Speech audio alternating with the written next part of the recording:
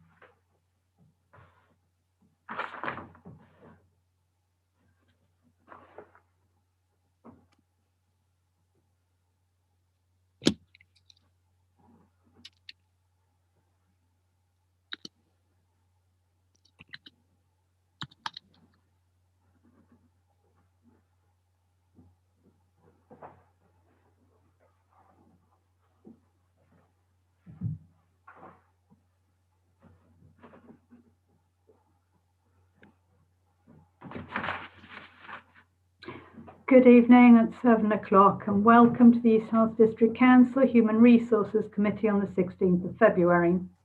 Good evening to you. The local authorities and police and crime panels, coronavirus, flexibility of local authority and police and crime panel meetings, England and Wales Regulations 2020 came into force on Saturday the 4th of April 2020 to enable councils to hold remote committee meetings during the COVID-19 pandemic period. This was to ensure local authorities could conduct business during this current public health emergency. This meeting of Human Resources Committee is being held remotely under these regulations via the Zoom application and is being recorded and live streamed on YouTube. Right, good evening. Item number 1 is apologies from absence. The only one I've had is from Councillor Ruffles, who had an alternate appointment because of the change of the meeting date. I think everyone else is here. Number 2, the minutes from the 5th of November. Has anyone got any comments? No. Right, could we have a proposer for those minutes, please? Put a hand up. Is that Councillor Ball? Councillor Ball proposing, I think. Thank you. And Yes. seconded Yes. by Councillor Alder. Can we have hands up? No, I was second. Thank you. Thank you very much. And could we have hands up? I think because there are so few of us, we'll just put our hands up. Hands up in favour. Right. I think that's all in favour. Thank you very much. Now item number 3 is the chairman's announcements. The first thing I want to say is that I'd like to move item that's currently at number 9, the health and safety quarterly statistics. I'd like that moved to item number 7 so that it follows on from the health and safety committee minutes. That ties it all up together. So that will be moved. I'd like to thank the staff for all their hard work during these challenging times. It has not been easy for the department, or for all of the staff, but the human resources staff have done incredibly well. And I think you'll note from the stats, this reflects all the hard work and commitment they've made on our behalf. So thank you very much to them. Item number 4, declarations of interest. Do we have any new declarations of interest? I'm not seeing any hands. Brilliant, thank you. Item number 5, the local joint panel minutes. The policies that are mentioned in them we'll be dealing with later under the under the new number 8, number 7. So unless anyone's got any objections, we'll receive those minutes. Okay, they're received. Item number 6, the Health and Safety Committee minutes. Again, they are just to be received unless anyone has got any comments on those. No, they're to be received. Thank you. Item number 7, the Health and Safety third quarterly stats. This is, again, it's challenging times. I know it's getting a bit worn out, that statement. And this has been a very difficult time, and I know we'll want to thank Peter for all his hard work. I think, though, we have a lot better visibility on the health and safety than we've ever had before. The report is really comprehensive. Thank you very much, Peter. And Peter, are you happy for us to move straight to questions? Yes, certainly. I mean, you've given us such a comprehensive report, and we appreciate it, and I know we'll all have read that, so thank you. Has anyone got any questions? Right, Councillor Bull? You'll need to unmute yourself.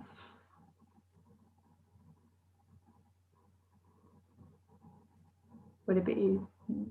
No, still muted. Ah, you are. Sorry, sorry, Chairman, I apologise. No worries, that's fine. I put my hand up. What's your question, please, Councillor Bull? No question. No question. All right. Oh, okay. I was going to mention that there are 4 areas that are outsourced by the council: parking, waste, leisure centres, and then the parks, open spaces and grounds maintenance. Now, I know that you know what's happening, but I think I'm wondering if it would be helpful for the committee if we could have a summary from each of those contractors confirming what inspections have been carried out and whether there have been any accidents. I know it'll be happening, but it would be nice and good governance for us to have some form of report come back to us, because East Herts District Council has the ultimate responsibility for it. Yeah, Chairman, I've spoken with the contract managers already, and I've put together a framework that I'd like them to follow and to report in. So we're just tightening up that reporting process and asking the contract managers just to fill me in with a little bit more information so that can be provided to the committee. That's great, thank you. I mean, everything that you're doing really makes a positive impact on the community safety. So thank you very much for that. Has anyone got any other questions or comments? Chair, just to say thank you for raising the point with the 4 areas. As Peter has said, we're working on those areas. Obviously, you're getting a brief overview of the activity, but what we want to provide is actual data. And so we couldn't agree with you more that needs to come through. And obviously, it's important that visibility is seen at this committee so that we can demonstrate that we are following through. And obviously, the same detail will be provided to the leadership team and to the exec as part of the quarterly report. So just want to stress that we will definitely add that, and it will go into these quarterly reports. We are hoping now that it will go in from Q4 essentially. So this is the Q3 report, and we're hoping to include it in the next quarter. And I know that the head of operations has also voiced the need for this to start flowing through. So the systems are there, but the data needs to be provided. Okay. Right, thank you.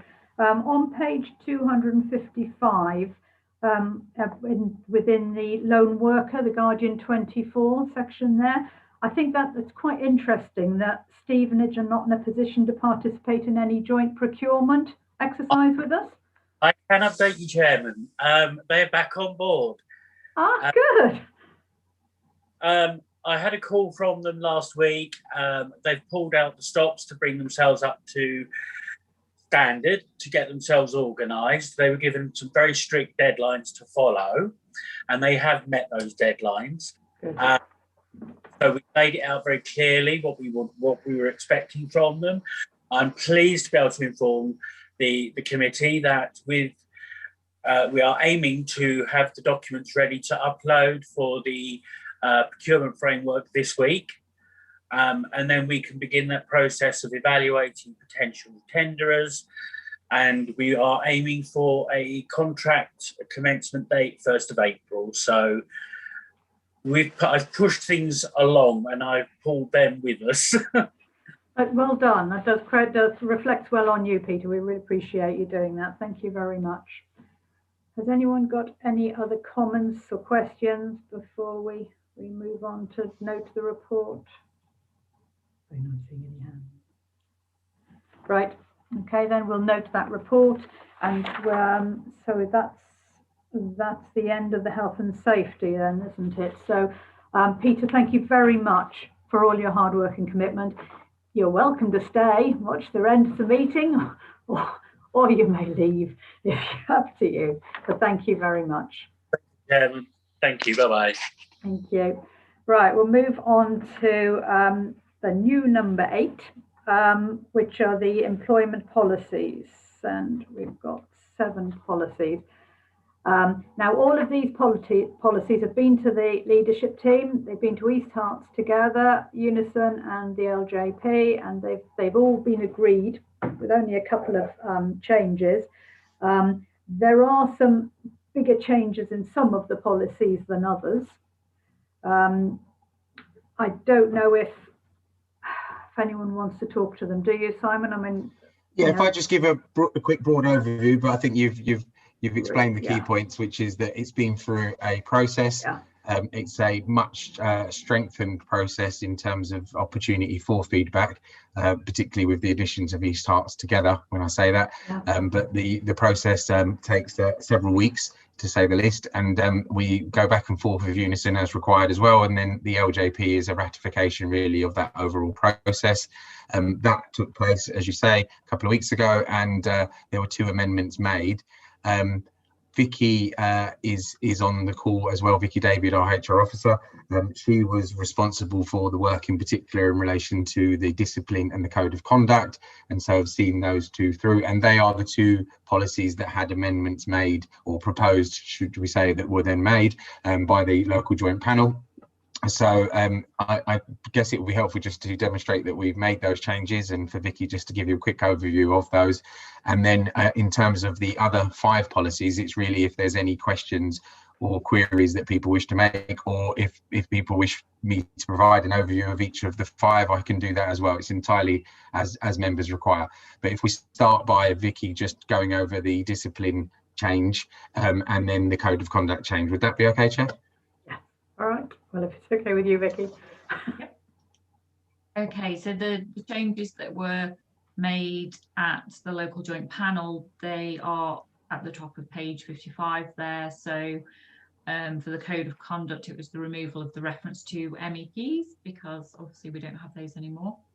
And the second change was to the disciplinary policy, which was the addition of the word reasonable to the paragraph in terms of investigating the matter promptly, reasonably and adequately. Thank you. Any questions or comments from anyone? No, doesn't look like it. Anything else you want to say, Simon, before we? No, as you can see, there's extensive work's gone into the policies. And I think the other point for the committee to recognise is that the policies are now better joined with themselves, and obviously part of the whole process in terms of the deletion, which we will head to in the end in the next round of the appeals policy, is you have a reduced appeals policy. So you're not really approving any changes there, you're approving the fact that the reduction has been made in line with the other policies and the appeals process therefore put into those policies. That is a much better way of going forward, because it means that you're not having to change 2 policies each time for a start, but also the one size did not fit all very well. So we've now got appropriate appeal processes in line with each procedure, and there'll be more of that taking place in the next round. That's the thing to sort of stress. So we are looking at the redundancy policy and the capability procedure and the flexible working request procedure, all of which have appeals in the current revised reduced appeals policy. And so therefore at the next meeting, providing it's all gone well with the union and the LJP and all the rest of those elements, we will be producing the remaining policies that were covered by the appeals policy with updates, and therefore ending the current appeals policy as you have in front of you today. Okay, thank you. Well, there's a lot of work gone in, and thank you to you and Vicky and the rest of the team who were involved, bringing that all together and so effectively within a relatively short time scale. Really, there's a lot of hours gone into that, so thank you very much. And we do have one change to the papers in terms of the recommendation. As alluded to in the papers, the code of conduct is part of the constitution and therefore has to be approved by annual council, because this is not seen as a minor change. Obviously the removal of MEPs as an example would have been a minor change, but because we have developed and strengthened significantly the code of conduct, that can't be described as a minor change. So the recommendation, which I'm sure will assist me with if required, but as I understand it from the monitoring officer, we need to amend the recommendation to say that it's recommended for adoption by annual council as part of the wider constitution review, and that's specifically annual council because that's where the constitution review takes place each year.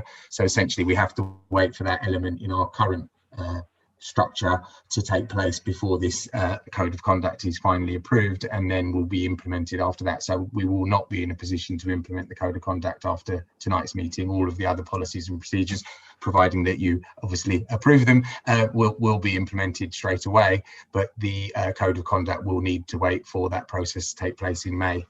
Thank you. So should we start off with the code of conduct then? So we have to recommend that for approval at the full annual general meeting of the full council then in May. For adoption, I think was the for wording, adoption, is it? Right, thank you. And who'd like to propose that, please? And Councillor Demond, and then Councillor McMullen second it. Thank you. I think I'm going to drive all the way home and then go. Can we have everyone in favour of, please?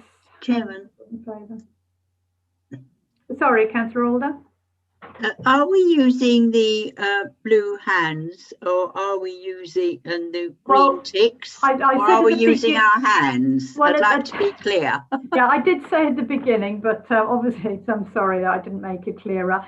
Because we're just a small committee and we can see everyone, hopefully you can see everyone on the screen. I said we could just use our hands on the screen, but if you'd rather use the blue hands, we can do that as well. But I think it's confusing. I think we need to use one or the other. Yes, let's use the hands then. Use That's the what hands. I suggested at the beginning. So no problem. So that was all in favour of that one. The rest of the approvals for the other policies, we're able to take them en bloc, are we? Yeah, that's right. Right. So can I have a proposer for those? Councillor Alder, and a seconder, please. Councillor Newton. first. All in favour, please. I think that's everyone. Have you got that? Okay, thank you. So those are all approved. Moving on to item new number 9, which is the human resources management statistics. Okay, so these are the HR quarterly stats for Q3, which is the period October to December 2020.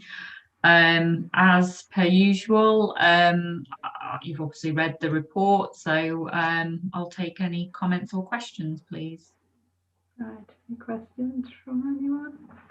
And I noted that we still got very low absence levels and low staff turnover, which is great. But that had already reduced before the pandemic, so I don't think we can blame it all on the pandemic. We're already doing well, so that's really good to see. Shall I carry on asking questions? No one else has put their hand up. Oh, Councillor Alder. Thank you, Chairman. I'm not quite sure whether the question I've got is in this particular section, because unfortunately, when I'm looking at the small screen, the thing sort of went out of control. But the question was about how many staff have been relocated, because I noticed I don't know if it was in this particular report or not. I'm sorry about that. Is that in reference to NHS? Simon O'Hare can put me straight. Yeah, Councillor Alder, when you say how many have been, were you saying redeployed? Staff were going to be deployed to the NHS. Okay, yes, we will cover that officially in the HR and payroll update. It's not this paper, but I'm more than happy to explain. It's the next paper. It's in the next paper, Councillor Alder, so we'll deal with it on the next paper. Okay. Thank you very much. One paper at a time. Thank you. Yes, sorry, I wasn't quite sure which one it was in. And I absolutely understand your confusion, because they all just merge into each other, don't they? Councillor Bull, is that you asking a question or just putting your hand up? Sorry, no. I don't know when you're scratching your ear or asking a question. No. Sorry. Could I ask, please, is there still no benchmarking available? Vicky, I think that's in relation to the comparison we were able to get from the workforce data previously, which seems to have ground to a halt at the moment. Is that still at a halt? Yes, it is still at a halt. Yeah. Okay. Right. Fortunately. Yeah. Okay. It's good to see that the equality stats haven't changed. That's great. I don't know if you want to comment on the learning and development and the fact that there are fewer courses. I mean, I'm assuming it's because things are online and there aren't as many available. I don't know if you want to comment on that. Yeah, or you're going to comment on it. If that's okay, sorry, yeah, because it's actually Helen's business. Yeah, Helen, our L&D, sorry, our OD and HR coordinator produces the information, which is why I'm just going to take that. Essentially, there is a reduced program in terms of the in-house program because of the fact there aren't so many face-to-face opportunities. Well, we haven't been delivering face-to-face courses, I mean. But the other point to make there is that you're only looking at the in-house courses where we run a course in-house. So there are still lots of individual events taking place. So I think it's always important to take it in the context of this is our in-house training we're reporting to you, where HR are coordinating, delivering that for a number of staff. The individual training that is picked up by local managers and then authorised through that process, you don't see in the report. So there are still lots of activity, and most activities where we have been able to, we have moved to Zoom. But that also has meant there are potentially longer lead-ins for development time because you're now adjusting a course to Zoom. So yes, to answer your question in a short way, which I should have started with, yes, there's been some reduction caused by the pandemic and the move to Zoom-based courses, but essentially the programme is still being provided, and I wouldn't want there to be any impression that anyone is missing out on development as a result of that. Good, thank you very much. Anyone else got any comments or questions? No. So we are moving to note that report, aren't we? So that's a note one. Vicky, thank you for all your hard work. There's a lot of there, as well as the next one. Yeah, we've had a lot to deal with, so appreciate it. Thank you. So moving on to item number 10, which onto the normal numbering now, aren't we? The Human Resources and Payroll Team update. This is very comprehensive as usual. Thank you very much for all this information. It's really helpful. I don't know if they are going to be an act of cruelty to you, Simon, if we just move straight to questions, or if you want to mention anything. If I may just make a couple of points. Actually, I'm sorry that Vicky's left us. I did rehearse with her to go after that item, so it's probably my fault, but I'd just like to particularly acknowledge to the committee, and it is in the paper, that there is a significant piece of work in particular, which maybe doesn't do it justice putting in the HR and payroll team update, but that's where we sit it, and that's, I'm referring to the section on the staff survey. Yeah, it's a shame she left, actually. Yeah, sorry, I thought she might have stayed on. Sorry, we didn't quite rehearse that perfectly. Apologies. I'm not going to try and call her and get her back on though, if you don't mind, Chair, because I think that would be too complicated. Tell her to watch the YouTube recording. Yeah. Yes, Vicky did an amazing piece of work. And actually even put in some of her own personal time because she wanted to get the work done so well, and it's been good. She was the key person in terms of developing the questions, obviously with support from myself and then from the leadership team. Equally, she's led on all of the analysis and producing the report, and obviously again I've supported that. You know, we are both proud, and indeed all of us are in the leadership team and in HR, with the results that have been achieved by the staff survey. But I'm also very proud of the fact that we've taken that in-house this year. We've saved some money from that point of view. We've got some good feedback. The response rate is consistent with the response rate that was achieved last time as well, and better than the one 3 years ago. Not as high as our previous wellbeing survey, but that is to be understood in terms of the timing. And clearly some of those positive results that we had in the survey in December will have dropped off a little bit in terms of people's current strains. And essentially I'm talking about childcare, which, as you would have noted, took a drop in terms of being such a challenge for staff. But clearly the schools were still open in December, and then obviously they closed on 3rd of January. So yeah, that's it. It's a very good story for East Herts. There's clearly some actions in there that we need to deal with in terms of the performance development scheme, and you are aware as a committee that we are already planning to redevelop that anyway. So in one way it's good news that an area that we feel needs strengthening, the staff also feel needs strengthening, and the development of competencies will support that as well. So a pleasing outcome, and also to be clear that it's not just sort of stopping here. They're the global results, and individual staff follow-up is taking place. We're handling that sensitively by ensuring that heads of service look at their staff data in their areas first, and then pass that on to managers and support managers with providing that follow-up if required. So if somebody, for example, said that they don't find their manager particularly approachable, then obviously it would be for the head of service to talk to that employee and see how that can be improved, as opposed to just handing that over to the manager and saying, you know, deal with that, if you see what I mean. So there's a supported process and a follow-up taking place. Yeah, very, very good results. So we're pleased on that. Sorry, slightly thrown by Councillor Newton going, who I know hasn't been well. So yeah, well, that's it. Councillor Newton has put in the chat that she's going to have to go, but yes, COVID has taken over there, I think, I'm afraid. So to answer your original question, happy to take questions on the whole paper, but I did want to particularly highlight the staff survey results to you, Chair. Well, they are really good. I mean, those staff survey, I mean, they're very positive. There's really good results in here. I mean, you know, the health and safety is taken seriously. 96 people believe that, 96%, 91% feel supported. Well-being, and that they are 97% that East Herts welcomes and supports equality and diversity.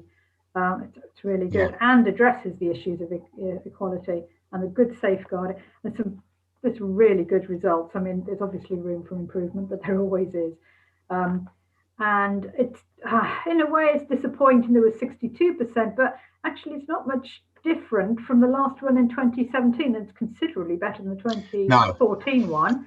But it was less than 2 weeks, wasn't it? Just before Christmas. I'm surprised. You know, I mean, that's a pretty good result, a pretty good turnout for that. I think it's you should be very proud of the results. It's excellent. Was that you? Yeah. Councillor Dumont, was that you putting your hand up to ask a question? Well, yes, it is And excellent Councillor Alder as well. at this time. And Yeah. Councillor Depp. Congratulations to all of you. Thank you. Thank you. Yeah. I'm afraid that was me just scratching my chin. Right, Councillor Alder definitely wants to speak. Thank you. Be unmuted. Any minute. No, still muted. There Right, you are. I found it's 4.1.41, and it was about redeploying staff to assist the NHS. I just wondered how many, or if any, had actually been deployed. Yeah. And obviously they're still on our payroll, so I guess they'll still be being paid at the same rate, won't they? Yeah, I can clarify all of that.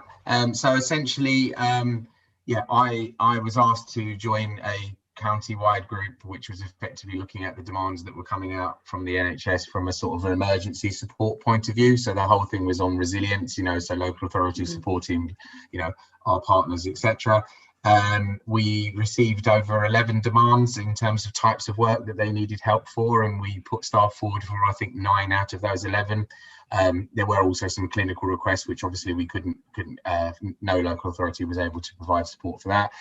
So a number of us put staff forward, and as I say, we were offering to cover 9. One of those placements was taken up quite quickly in terms of matching, as they were sort of calling it. We're saying we've got some resource and we can match it up, and that has led to one of our staff supporting the procurement area of all of the mass vaccination centres in Hertfordshire.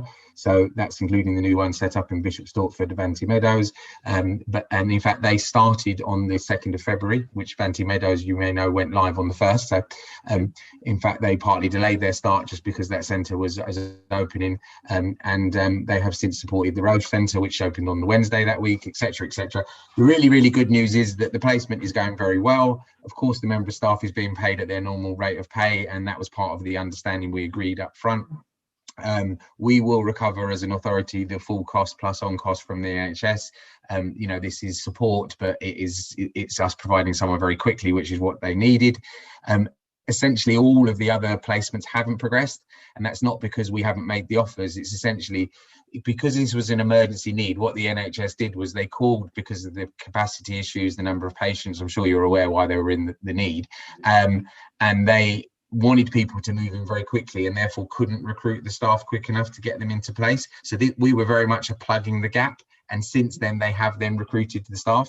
Having said that, our placement in this procurement role, in fact, I had a phone call from her this evening because she's regularly updating me, the member of staff, Debbie Hasselgrove. She'd like to give credit because I don't think there's anything appropriate with sharing her name. She's been doing so well, they want her to stay a little bit longer than the 4 weeks. That being as committed as she is, she's sort of saying, well, what's best for East Herts as well? I'm more than happy to support them, but I actually think I've got their house in order now. They've been ringing her on Saturdays and Fridays, and she doesn't work those days, and she's taking the calls to get things moving. So basically, East Herts has done a brilliant job through our member of staff, Debbie, and sorry I can't say it's more. In fact, she normally rings me to say it's such a wonderful opportunity to get involved in this, and I'm really getting a rewarding experience. Others would enjoy it too. We had plenty of volunteers, but they just didn't progress for whatever reason. The fire service, I know, chipped in quite a lot with some of the logistic driving jobs, for example, and we'd put people forward for that as well that had the right license to do that lorry driving required, etc. But yeah, the really good news is it's gone brilliantly. As I say, she's got it all in order. They've stopped getting T-urns for the latest vaccination centre when they already had 7 sitting in a storage unit. It's gone as detailed as that, the feedback I've had. So they've done really well. There's going to be some thanks given to us from that area of the NHS in particular, and it's gone very well. So yeah, very pleasing story for us. Happy to have supported it. The group has now been stood down, the emergency group, and if demands come in, they'll still be circulated, but there has no longer continued to be a need as of this week for us to meet weekly to sort of work how best we can support all of this.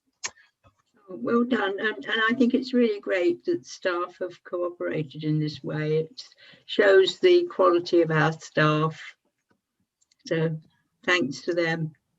Yeah, no, thank you. We'll pass that on. It's worked well all around, hasn't it? How many staff were there exactly that were redeployed? Do you have the numbers or not?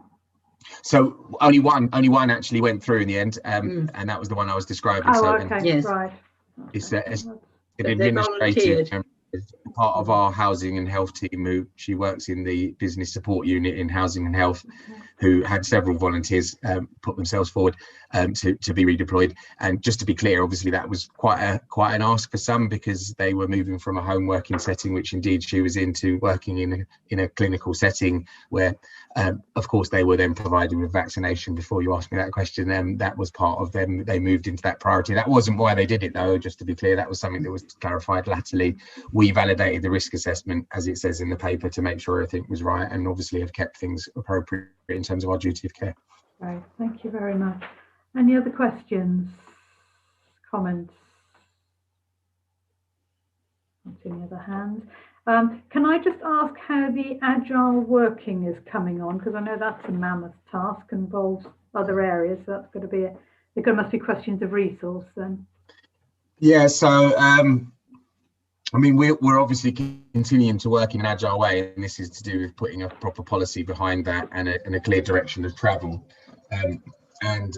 So the work has been split into 3 areas essentially, which is looking at the building side of agile working, the digital side, i.e. the IT side of agile working, and then the policy and effectively approach for the way you employ staff on an agile basis. So I'm leading with East Hearts Together on developing an agile working policy, but I suppose the point I'm trying to elicit is it's also related to those other areas. So, you know, in order to write your agile working policy in terms of how remote working will work, you need to understand the sort of kit requirements and the meetings. So there's a pulling together of all of this taking place across the leadership team.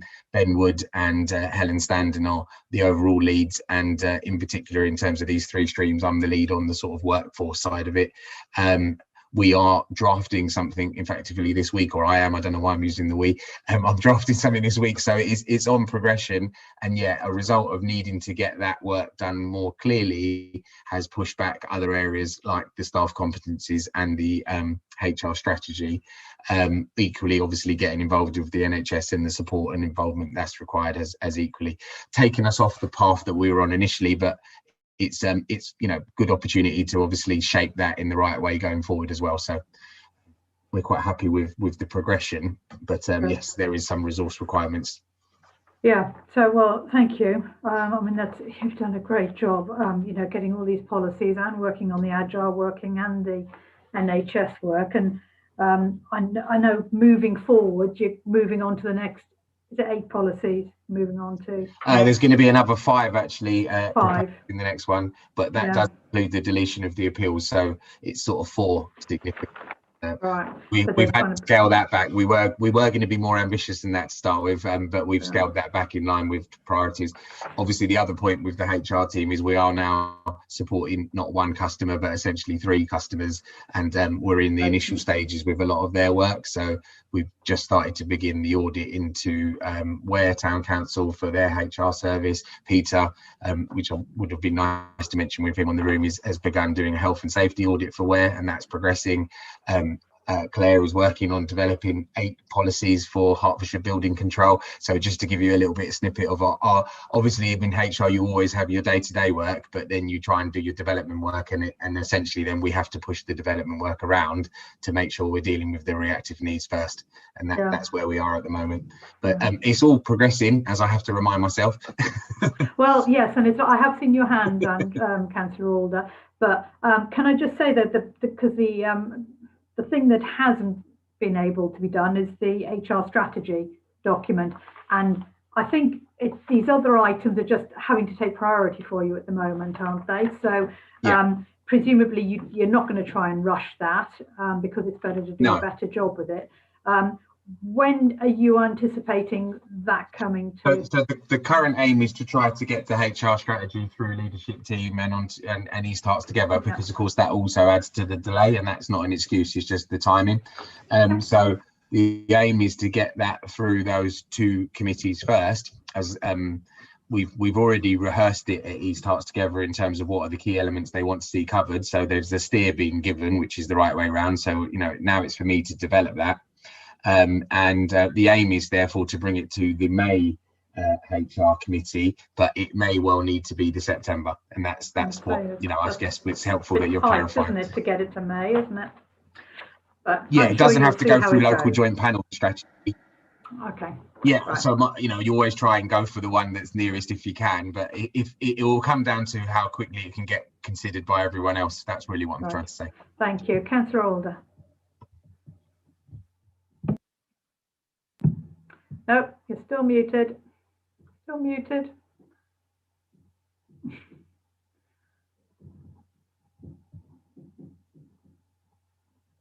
No, still muted. We can't hear anything. Sorry, can't hear anything.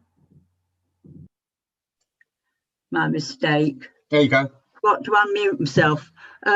It's table 7, and it's the survey of, I understand the priorities and objectives of the council. Now, 9 people disagreed with that. Do we know which area of work they were from, or is that information not available? Because it seems to me strange if people working for the council don't know what the priorities and objectives are. So 143 do, but 9 don't. So is there any further information, Simon? I can't provide further information to the committee, but I can tell you how we will be clarifying, which I think is probably more important. So first of all, to say that actually to get that level of agreement is really high. So you never get everyone in an organisation saying they understand the priorities, and actually this is probably a more pleasing result than we would have expected. But Right. it actually demonstrates that the corporate priorities in terms of the seed document are well understood. I mean, they are gone through and updated at every staff briefing as well, just to sort of say that there's plenty of opportunity for people to be up to date. In terms of the follow-up, which is, I guess, what you're looking for in terms of, you know, why were 9 people not clear, and I couldn't agree with you more, we would want to follow that. That's been the real improvement by running the survey in-house, because people are putting their names on now. It's not just a question of do we know, we definitely know, and we can follow up and obviously seek to clarify that they do understand the priorities and that issue is overcome. So this is what I was saying, why actually we were in a much better place. You know, initially I was a bit fearful of running a named survey, but it provides the argument for why you should do it in terms of follow-up is really clear, because it allows you to go back. So you can't have somebody now sort of say, I don't understand something, and have to ignore it because you don't know where it's come from, because they want to remain anonymous, if you see what I mean, because you're running an anonymous survey. We've now got a transparent survey that you can follow up and obviously get the clarity. And that's why that point I was making with the manager, it wouldn't necessarily be difficult, but it's obviously just, they haven't been able to tell their manager they don't find them approachable. They've now voiced that on a survey. You want to follow that up and get that improved. So we can no longer just follow up on sort of global issues. We can pick up on the individual issues and actually get them right. So yeah, that will definitely be followed up. Good. Well done. Thank you. Thank you. Any other questions or comments? No. Can I just say, I mean, right at the beginning of the report, what a remarkable achievement it is for payroll. I mean, the payroll managers achieved 40 years service. Yeah.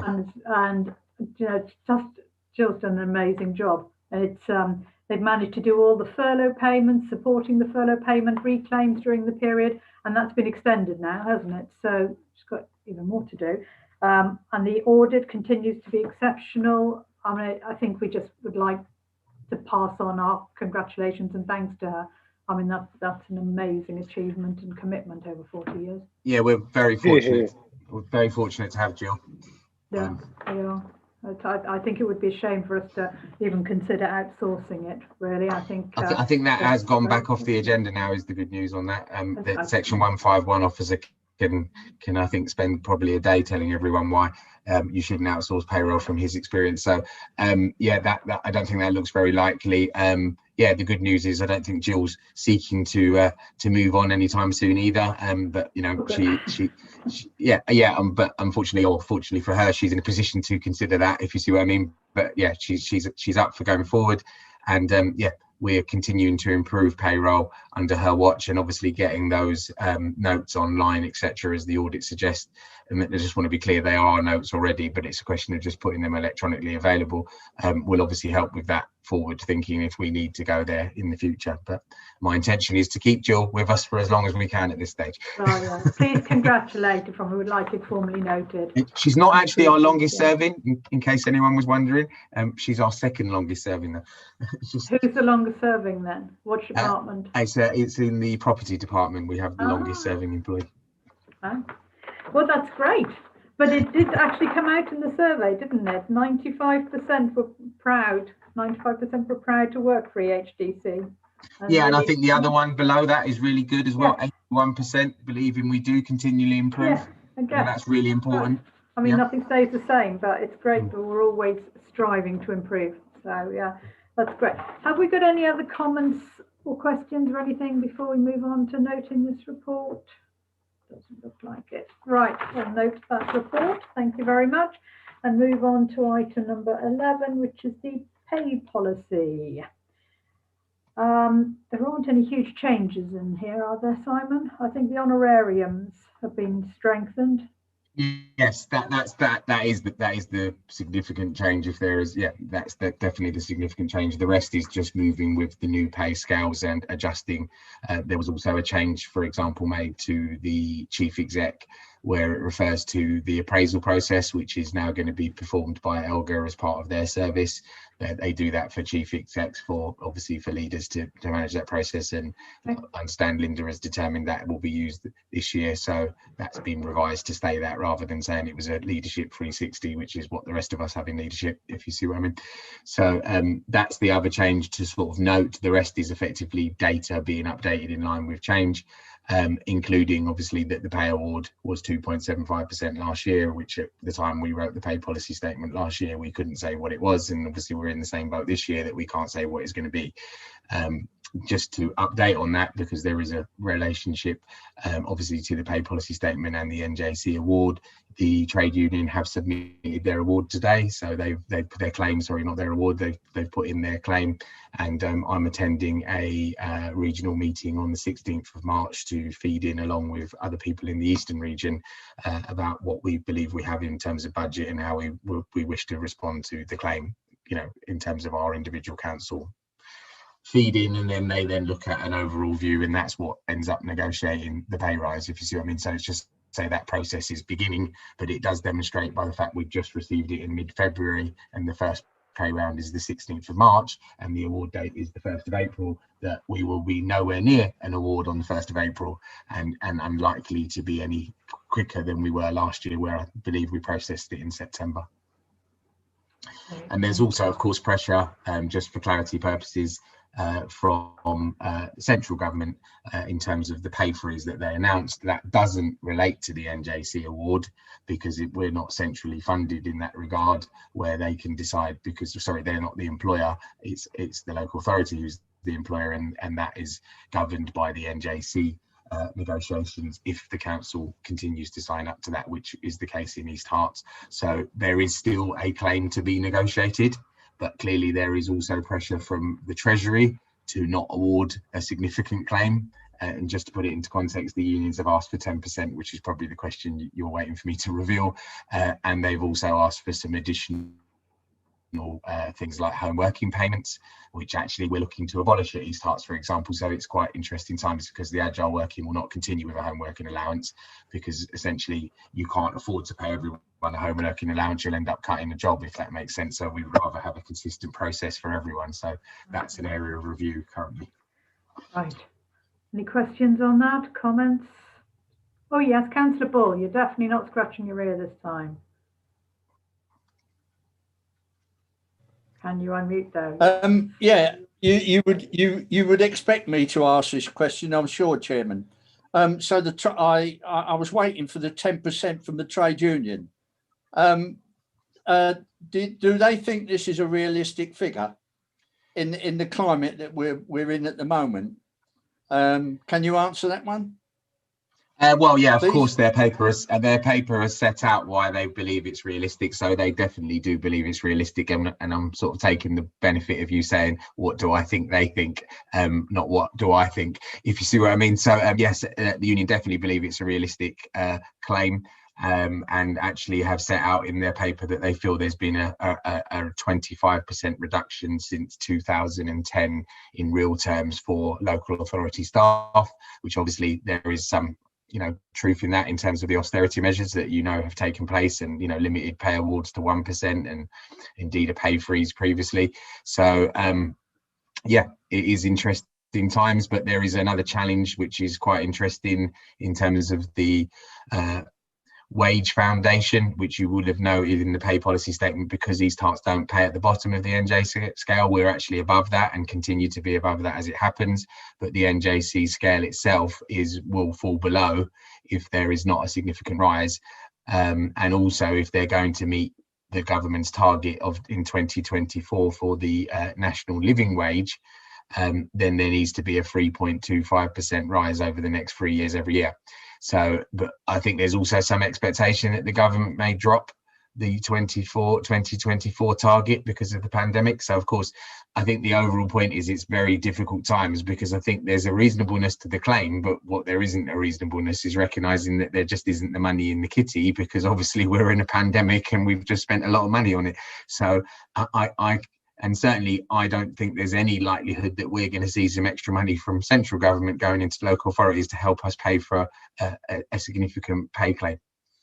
So from our point of view, pressure, beyond anything other than 2% would mean more savings and more redundancies, to be blunt, unless there's some cavalry coming down the line.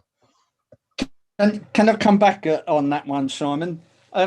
Don't get me wrong. I agree with trade unions, because that's what the working man's got. He's only got a trade union if he's going to fight any battles, right? But what does concern me, and it happens through any organisation, that whilst the unions press for these high percentage increases, sooner or later management look at the personnel costs and they start trimming back staff. So it's a kind of a backward way to kind of get that increase. They're going to lose some of their colleagues, and this happens with every organisation. And it always does concern me when they put in for a high percentage increase, not thinking that they're going to lose so many of their colleagues. That's what concerns me. That's why I asked the question of what they're going for. I mean, at last year's pay rounds, what they were quite clear about was that it was more people in the middle earnings, because of course the history also tells us in recent years that the lower earning has been more increased than the people in the middle brackets and above, because of that sort of need to get a better foundation. But then that's then moved to the argument is that the middle crowd have been suffering for years because they haven't seen that same level of rise. But the other little point I think is interesting to share is that the 10% claim last year that they made led to a 2.75% agreed award. So it gives you some context. I think there was always going to be a degree in whatever claim they put in that they're going to be expecting to meet somewhere in the middle. So I'm not sure that they're expecting the 10%. And I think it was quite interesting that in the claim they referred to this 3.25% that's required year on year, which indeed the NJC recognised with us as employers when they did the pay meetings last year, that the problem with that 2024 target is if it doesn't move, every area effective has got to increase effectively over 10% over the next 3 years, so that 3.25 each year, in order to get to that bottom point. And then obviously if you're moving that bottom point and you're moving everything else consistently with that, everything else needs to rise like that as well. So it'll be interesting to see if that 2024 target stays in terms of what they want the national living wage to be. Okay. Thank you. Thanks for that, Simon. Thank you. Any other questions? Then we need to move on to recommending this statement for this policy statement for approval. Could I have someone propose it, please? First hand up, Councillor Alder, and seconding, Councillor Bull, you're leaving your hand up for seconding. All those in favour, please. There we are, it's unanimous, got that. Thank you very much. Next point, number 12, is the gender pay gap. Now I know there's a slight improved gap on this, and you're looking at noting the report and then agreeing the action plan, and that's going to involve developing the case studies. I see that. I know that's been a communications HR effort. Both departments have been extremely stretched over the last year. It's good to see there's an equalities officer now in place. Was that November, December they started? And they report into Ben Wood, don't they? Yeah, we've had myself and the HR officer Claire Kirby, who produces the gender pay gap report and also the equality annual report. Key point is the annual equality report and the actions that we put in those we are effectively repeating in the gender pay gap, because of course they relate to the same areas but just specifically into gender. So those case studies being a key example. And yes, thank you, Chair, you are right that there has been some delay on that because of the stretch that comms and ourselves have been involved in, and indeed the staff that we need to help support us with the case studies have been busy too. But there was a meeting in fact earlier this week, last week, to get to where we've identified the areas we want case studies from, and comms are approaching staff, but obviously we can't force staff to be a case study, so that process is underway. In terms of the gender pay gap, yes, there's been a slight improvement, but it's very minimal, and I guess it would be quite obvious to the committee that if you have low turnover, then you're not going to see massive changes year on year anyway. So actually, you know, we're never going to see a quick jump on those sorts of things, because it really is about the number of women that we employ into Q4 and Q3 compared to men. So therefore, that's going to take some time to change. You know, it's not a question of appointing a female chief exec and that would make all the difference. It wouldn't. And in fact, I think you know that because we had a female chief exec not too long ago and it didn't make much difference. So there you are. So I'm just making the point that it's a slow burn, but it's good to see some progression in that. You know, as reassured in the report, pay is merit based, job evaluation is used, there is no gender bias taking place on pay. We have the makeup that we have. There's been some improvement, and we believe that with the equalities officer and the general improvement into our equalities work as an organisation, we will reap further rewards as time progresses. Thank you. Any questions or comments? Councillor Alder. Okay, you need to unmute yourself. Hello, yeah, are you there? Still. Sorry, Chair.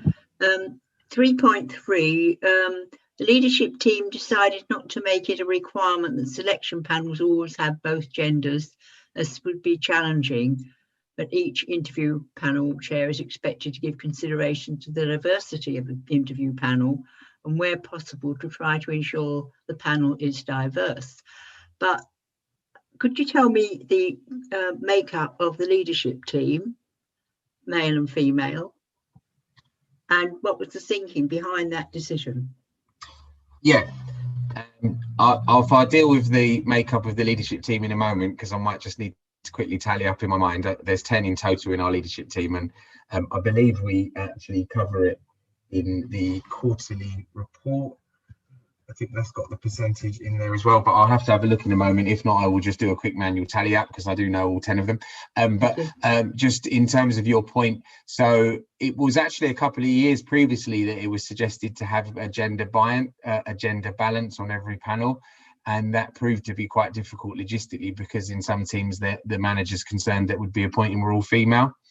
And that was where it became more of a challenge. And actually it was the leadership team felt, and I'm saying this as part of leadership team, but I wasn't part of the original decision, that actually it was better to not put a requirement in to sort of force a panel to tick certain gender boxes, but to have the right people on the panel that should be on the panel in the first place. But if that natural makeup couldn't be achieved, i.e. and it's moving away from just being a gender split to being more diverse, and that's where we definitely would struggle as an organisation, because we don't have a richness of diversity in our staff makeup and also in our management teams, that what we wanted to do instead was include more members of the team in the recruitment process with this idea of meet the team, because the whole point you're trying to achieve is that the people that you're meeting as a candidate appear to be diverse, so therefore more welcoming to you if you are diverse too. That's the idea of the makeup. I mean, it's a presentation exercise, let's be honest. And so what we're saying is we're trying to improve the presentation by using a wider remit of people rather than just limiting it to the panel.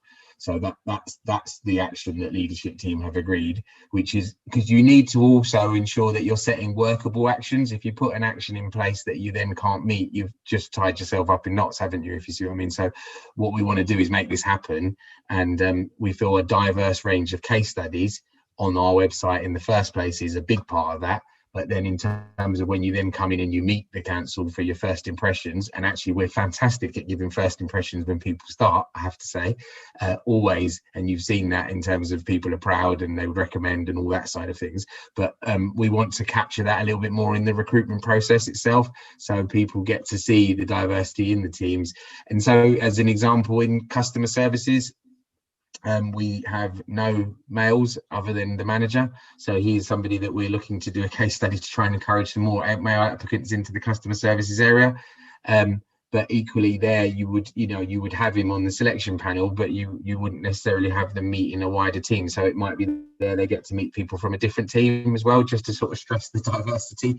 So it's all about making people feel that they can be part of it and there is a diversity available. But we can't magic up people, and we're not going to dress people up in suits to look like managers, if you see what I mean. That's the extreme you can go to.